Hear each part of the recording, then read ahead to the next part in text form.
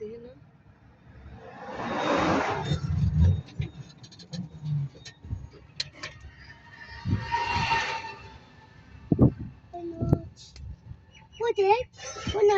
না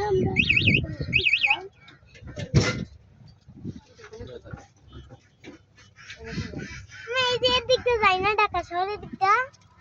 ওই যে ওই পাড়টা অনেক পাথর আর এই দিকটা যাই দেখো কি আছে আমার ওই পাড়টা দিয়ে যাই না ওই পাড়টা দিয়ে আমরা ঢাকা শহর ওই যে পাড়টা